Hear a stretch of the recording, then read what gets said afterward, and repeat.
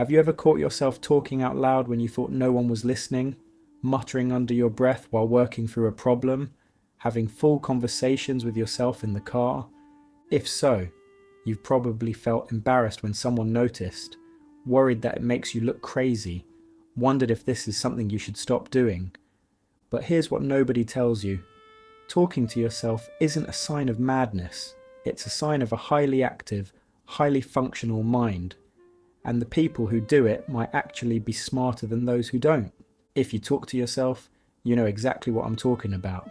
You know what it's like to be working through something complex and hear your own voice explaining it out loud. To be alone in your home muttering commentary on what you're doing.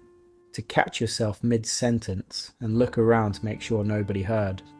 You know what it's like when someone walks in on you talking to yourself. The instant embarrassment, the awkward explanation, the feeling that you've been caught doing something shameful when you were just thinking out loud. You know what it's like to wonder if this is normal, if other people do this, if the voice in your head that sometimes becomes the voice out loud means something is wrong with you, and you've probably tried to stop, to keep the thoughts internal, to process silently like you assume everyone else does. But you can't, because talking to yourself isn't a habit you chose, it's how your brain naturally processes information, and fighting, it feels like fighting against your own mind. Here's what I want you to understand.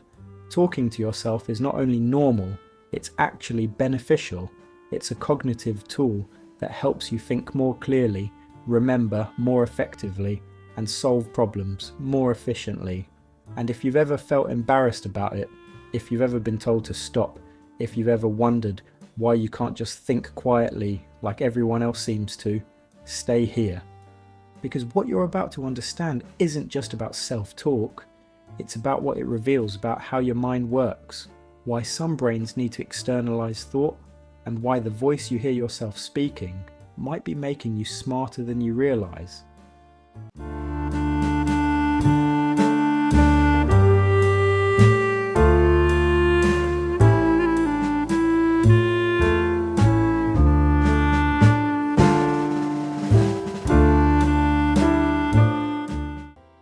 Here's the first thing you need to know about talking to yourself. It's not random, it's not meaningless, it's a sophisticated cognitive process that serves specific functions.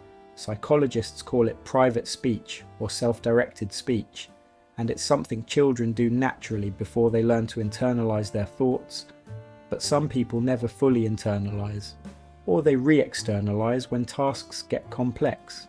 And that's not a problem. That's your brain using the most effective tool available for the situation. When you talk to yourself, you're not going crazy. You're engaging multiple sensory systems simultaneously. You're not just thinking the thought, you're hearing it, processing it auditorily as well as mentally, creating a feedback loop that strengthens understanding. Your brain processes spoken language differently than internal thought. When you hear yourself say something, it registers differently than when you just think it. It becomes more concrete, more real, more memorable. So talking to yourself isn't a quirk, it's a cognitive strategy. Your brain has figured out that externalizing thought makes it more effective, and it does this automatically, without you consciously choosing it. This is why you can't easily stop, because you're not fighting a bad habit. You're fighting your brain's preferred processing method. Here's the second thing about people who talk to themselves. They tend to be working through complex problems, not simple ones. You don't talk to yourself when you're doing something automatic. You do it when you're figuring something out, when you're organizing information, when you're making decisions, when your brain needs extra processing power. Research shows that self-talk increases when cognitive load increases. The harder the problem, the more likely you are to verbalize your thinking, because speaking slows down your thought process just enough to allow for better analysis. When you keep thoughts internal, they move fast, too fast sometimes. You can skip steps, miss connections, jump to conclusions without fully reasoning through them.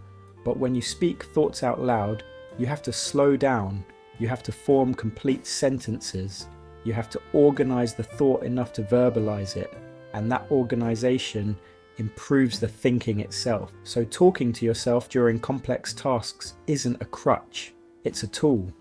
Your brain instinctively knows that externalizing thought will help you solve the problem more effectively. People who talk to themselves while working aren't less capable. They're often more thorough, more careful, more likely to catch their own mistakes because they're processing on multiple levels simultaneously. Here's the third pattern. People who talk to themselves often have high internal dialogue already. Their minds are constantly active, constantly narrating, constantly processing. For some people, thoughts are occasional. They think when they need to think, when a problem arises, when a decision is required. But otherwise, their mind is relatively quiet. But for people who talk to themselves, internal dialogue is constant. There's always a voice narrating experience, commenting on what's happening, processing everything in real time. And sometimes that internal voice just spills out, not intentionally, not consciously. It just becomes external because the boundary between internal and external thought is thinner for you than for others. You're not choosing to talk to yourself. You're just thinking so actively that some of it escapes into speech. The narrator in your head becomes the narrator in the room. This is especially common for people who live alone. When you spend a lot of time in solitude, the boundary between internal and external speech weakens. There's no social pressure to keep thoughts contained, so they flow more freely. You might narrate what you're doing.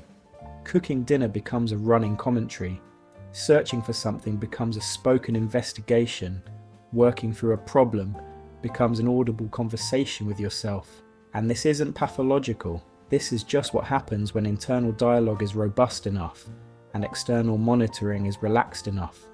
The thoughts that are usually private become public, even when the only public is you. Here's the fourth characteristic. Talking to yourself actually improves memory and focus. This isn't just correlation, it's causation. Studies have shown that people who verbalize what they're looking for are more likely to find it. People who talk themselves through tasks make fewer errors. People who speak their goals out loud are more likely to achieve them, because speaking engages different neural pathways than just thinking. When you say something out loud, you're activating motor systems for speech production, auditory systems for hearing yourself, and cognitive systems for language processing. All of these systems working together create stronger memory traces than thought alone. The information gets encoded more deeply, retrieved more easily, remembered more accurately. This is why you might talk yourself through a recipe while cooking, why you might verbalize a phone number while dialing it, why you might repeat someone's name out loud when you meet them. You're not doing it because you can't remember silently. You're doing it because verbalizing increases the likelihood that you will remember. And your brain knows this, even if you don't consciously realize it. So it automatically externalizes information it wants to retain. The self-talk isn't random, it's strategic. Your brain using the most effective encoding method available. Here's the fifth thing about self-talk. It serves as emotional regulation when you're stressed, anxious, or overwhelmed. Talking to yourself helps you process and manage those emotions. You might say things like, "Okay, you can do this," or "It's going to be fine," or "Just breathe," or "One thing at a time." This isn't weakness, this is self-coaching. You're using language to regulate your nervous system, to calm yourself, to redirect your focus, to interrupt anxiety spirals before they consume you. Psychologists call this instructional self-talk, and it's incredibly effective. More effective than just thinking calming thoughts, because hearing yourself say it makes it feel more real, more authoritative, more believable. When you tell yourself out loud that you're okay, your brain receives that message differently than when you just think it.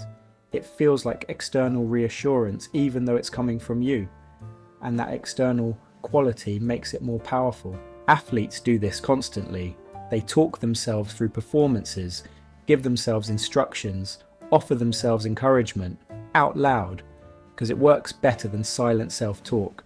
And you do it too.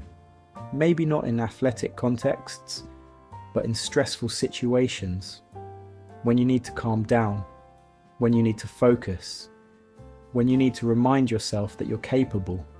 The self-talk isn't a sign that you're falling apart, it's a sign that you're actively managing, using language as a tool to regulate yourself. And that's a sophisticated coping mechanism, not a breakdown. Here's what people misunderstand about talking to yourself. They assume it means you're lonely, that you're talking to yourself because you have no one else to talk to. But that's not how it works. Self-talk isn't a substitute for conversation, it's a different thing entirely. A cognitive tool, not a social replacement.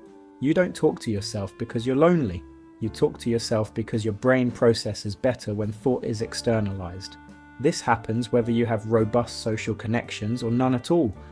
In fact, people with plenty of friends still talk to themselves, because self-talk serves functions that conversation doesn't.